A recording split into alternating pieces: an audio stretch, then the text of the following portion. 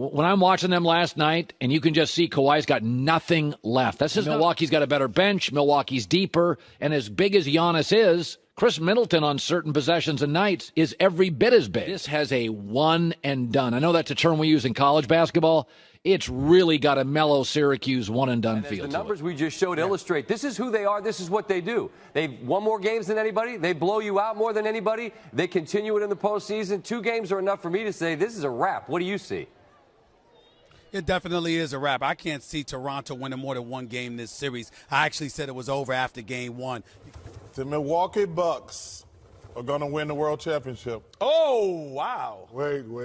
They're going to win it all. They're going to win it all. The Bucks are going to have the edge in every series they play, and that includes the one in the finals against the Warriors. The Bucks are the best team in basketball. I'll say this until everyone starts believing it. And I believe that Milwaukee is a lot better than what they will see. Shot doesn't go. 24 seasons in the making. The Toronto Raptors are headed to their first NBA Finals.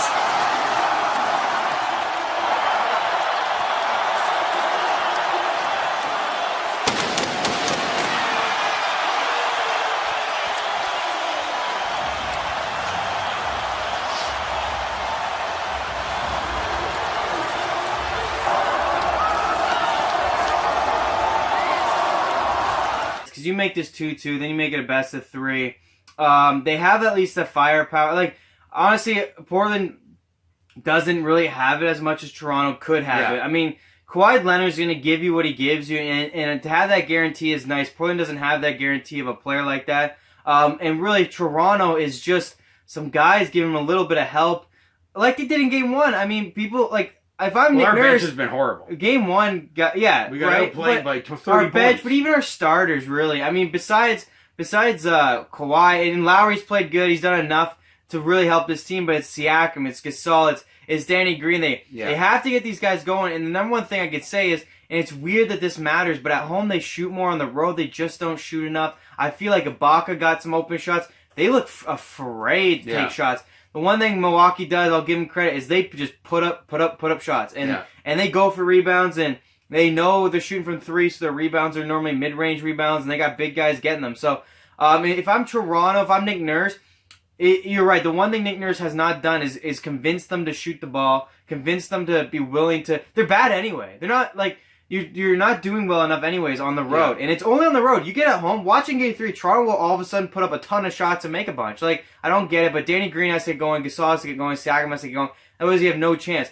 But the reason why they have more of a chance than Portland is because Kawhi and Lowry are pretty much always going to do their thing, which you can... You got to think we have the talent. Right. You get that guarantee of Kawhi going to put up 30+, Lowry's going to put up high teens in assists and steals, Leonard's going to have a few rebounds, have a few steals. You know that's coming, so can these guys do it? They have the best chance because if they ever get hot, then Milwaukee's just as much trouble as we were in Game 1 and 2 when Milwaukee's bench and extra guys got on fire. So that's a little bit more confidence on that side. In Portland, really you got to play perfect basketball because and once you stop Steph Curry, then you got to stop Klay Thompson, then you got to stop Draymond Green. They just have so many weapons. And then you bring off Sean Livingston off the bench, and that's just a lot tougher. There's a lot more matchups in that series than there is necessarily in the Toronto one. We got one game in the NBA tonight.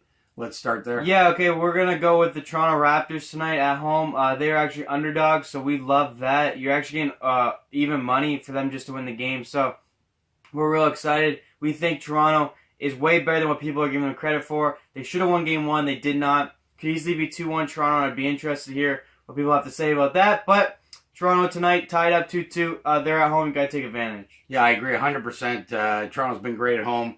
They're great at coming back. So they did that in the Philly series. I don't expect anything different here They did tonight. in the Philly series, and really, you know, people are just saying their bench isn't good enough or their extra guys aren't good enough. It's a one-man team. I look at it as they're not playing well enough. Well, that's different than they're not good enough. During the season, the bench was good. That's my point, and I don't like people who go like, they're just not good enough. No, I just don't think they've really been able to step up yet, which means they got the ability. So when does that come through? I think it can come through tonight. I think Kawhi has another good game. I think we win by close to double digits, and this series is going all the distance as far as I'm concerned. So let's make this series 2-2. I believe in it. Anytime you get a great team like this at home as the underdogs, I think you got to take advantage to get even money tonight. Game 5. 84% of teams go on to win the series once they win Game 5. So obviously, huge game, and we are on the road for this one, so even more important for us because I feel like we win this game. Milwaukee ain't coming to Toronto and winning Game 6. So it's all on the table tonight. The Raptors got to get it done. They just need to repeat Game 4. Should be easy, right? You're going to be more in a hostile environment, obviously not being at home. But if you play the same way, obviously there shouldn't be any issues. The way you've been able to shut down Giannis should travel to Milwaukee. It's just good style of defense. And then I love how the way they're running the offense in Toronto now. Kind of actually got Marc Gasol almost playing like center point guard position because he's at the top of the key all the time with the ball. And what I like the most about this series and why I always thought Toronto would win is the experience. And you can see it in Gasol, Leonard, even from our bench, and Kyle Lowry's on the bench, but he's on the bench for fouls. Yeah, Kyle Lowry also playoff experience. Let's get into the bench though. You do have a Ibaka who's been here before, Powell who's been here before. So the experience. And let's say that bench is going to be confident. They had a great game. The scoring got spread around because Leonard really wasn't himself, which was great to see. You know, you take out that star, and all of a sudden the rest of the guys feel like they've got to do it. And everybody does a better job when they focus and have more pressure on them. So the bench played fantastic. I think they had 6 guys in double digits or something. Yeah. So this is what we expect to happen again tonight. The bench needed confidence. The bench was terrible in the Philadelphia series, outplayed badly by their bench. That may be the liftoff we needed for the bench. Advantage because it's not over where I feel like Milwaukee feels like we win Game 5, they ain't coming to Toronto winning Game 6. So it's going to be difficult, but hopefully we can get it done tonight. This is obviously the big game. But let's remember another thing about this is that, you know, all the yakking by the other guys about how great Milwaukee is. I got to remember that Raptors had control of Game 1. It was it should be terrible give up, but it's not like we went in and got blown out twice in Milwaukee. People got to remember that. And one blowout game does not bother Raptors, as the Philly series proved. Yeah. They can go home and win even if they get blown out. They got blown out in Game 2, came back and won Game 3 and 4. Should have had Game 1. This series actually should be over on the Toronto side. So I'm not fearful of them going into Milwaukee. I don't think Milwaukee had that kind of home dominance when that first game was one we should have had. No, it really should be 3-1. Although people saw Game 1 as like, since we lost it, it was over for us because Milwaukee was really terrible. They assume Milwaukee's better.